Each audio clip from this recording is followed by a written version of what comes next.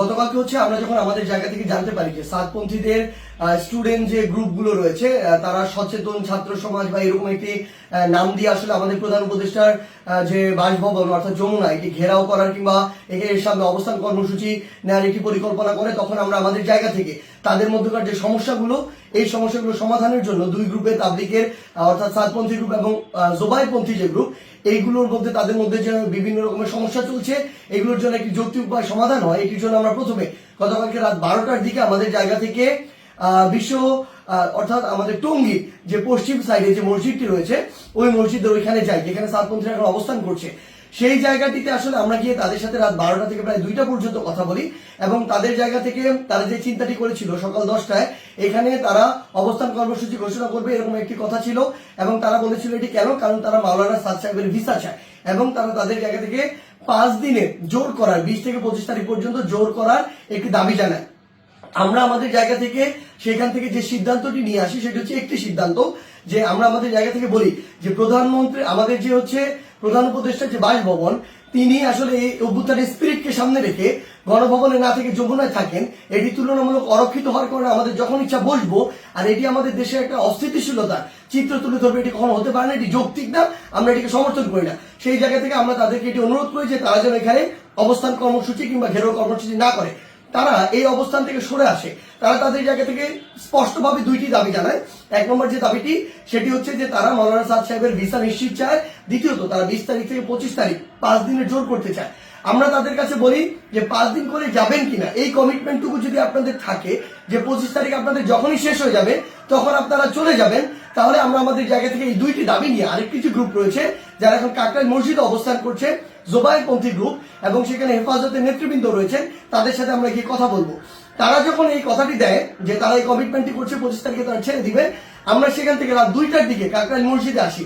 সেখানে আমাদের জোবাইরপন্থীদের যারা মাওলানা রয়েছেন যারা সিনিয়র নেতৃবৃন্দ রয়েছেন তারা ছিলেন, হেফাজতের যারা সিনিয়র নেতৃবৃন্দ মাওলানা মাদুনুল হক সাহেব মাওলানা মাহফুজুল হক সাহেব তারা ছিলেন, সকলে ছিলেন।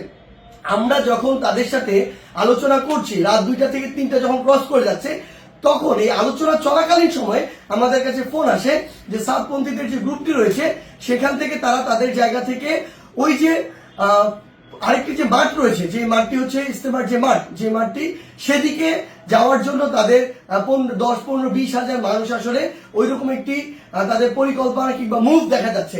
আমরা সাথে সাথে সাতপন্থীদের যে মাওলানা আব্দুল্লাহ সহ আরো 2 জনকে ফোন দিয়ে বলি যে আপনাদের সাথে এটি কথা হয়েছে যে আপনারা 10টা এখানে বসবেন না এবং আপনাদের 2টা দাবি নিয়ে আমরা আমাদের জায়গা থেকে এখনই আরেকটা গ্রুপের সাথে কথা বলবো, কালকের মধ্যে অর্থাৎ আজকেই আপনাদের 2 গ্রুপের বসার ব্যবস্থা করব, মাওলানা সাদ সাহেবের ভিসা বা এই সংক্রান্ত আলোচনা সেখানে হবে। এই যে আমাদের 5 দিন যে আপনারা থাকতে চাচ্ছেন এই কমিটমেন্ট যদি আপনারা দেন সেটি নিয়েও সেখানে আলোচনা হবে। যখন আমরা জানতে পারি তাদের দিকে মুভ করছে আমরা তাদেরকে স্পষ্ট করে বলি আপনারা যদি সেদিকে মুভ করেন আমাদের আলোচনা চলাকালীন তাহলে আপনারা আমাদের আলোচনাকে অসম্মানিত করছেন এবং আমাদের প্রতি যে শ্রদ্ধাটুকু রাখা উচিত আপনাদের সেটুকু আপনারা রাখছেন না। সেটি যদি করেন তাহলে আপনাদের পক্ষে আমাদের অবস্থান থাকবে না, একদম ক্লিয়ার বলে দিই। এবং আমাদের জায়গা থেকে এরকম কোনো মেসেজই ছিল না যে আপনারা ওইখানে চলে যান 5 দিনের জন্য অবস্থান নেন। এটা কোনোদিন আমরা একটা প্রতিনিধি দল কখনো বলতে পারি না। এটা পুরো একটি সরকারের বিষয়, মন্ত্রণালয় বা উপদেষ্টাদের বিষয় এবং প্রশাসনের সামগ্রিক একটি ডিসিশন। ইভেন গাজীপুর মেট্রোপলিটন পুলিশের ডিসিশন দেওয়ার কেউ না।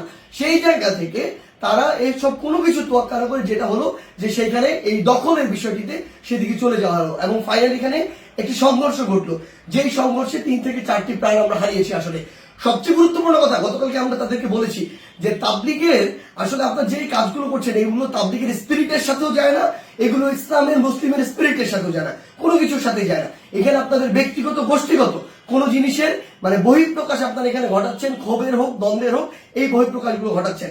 এবং সবচেয়ে গুরুত্বপূর্ণ বিষয় হচ্ছে যে এই জিনিসটি হয়েছে এখানে এটা সম্পূর্ণ অনাকাঙ্ক্ষিত এবং আমাদের মতের বাইরে গিয়ে এই বিষয়টি আসলে গতকালকে সেখানে হয়েছে এবং আমাদের আলোচনাকে শ্রদ্ধা বা সম্মানটুকু জানানো হয়নি এবং আরেক পক্ষের সাথে আলোচনা চলাকালীন সেখানে এরকম আক্রমণ এবং রক্তাক্তর ঘটনা ঘটেছে।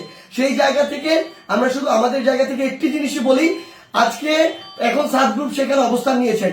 আমি জোবাইরপন্থীদের যারা রয়েছেন আপনাদেরকে একটি বিষয় শুধু অনুরোধ করব, যেটি গতকালকে রাতে তারা ঘটিয়ে ফেলেছেন বা বিভিন্নভাবে ঘটে গিয়েছে সেই একই জিনিসের জন্য বড়ভাবে আর পুনরাবৃত্তি না হয়।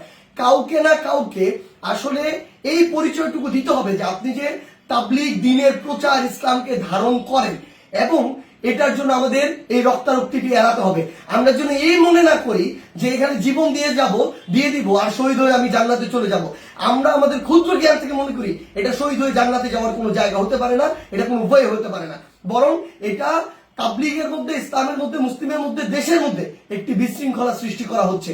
আমরা প্রশাসনকে উদাত্ত আহ্বান জানাই আমাদের জায়গা থেকে, গতকালকে যারা এটার সাথে সংশ্লিষ্ট ছিল, জড়িত ছিল, তাদের দৃষ্টান্তমূলক শাস্তি দিতে হবে। তারা যদি ইভেন কোন একটি গ্রুপের সর্বোচ্চ নেতা হয়, তার বিরুদ্ধেও যথাযথ ব্যবস্থা নিতে হবে, আইনের আওতায় নিয়ে আসতে হবে। আদারওয়াইজ এই জিনিসটিকে যেভাবে চিত্রায়িত করা হচ্ছে সেটি কোনোদিন তাবলীগ হোক, মুসলিম হোক, ইসলাম হোক, কোনো কিছুর স্পিরিটের সাথে যায় না এবং এটি হতে পারে না।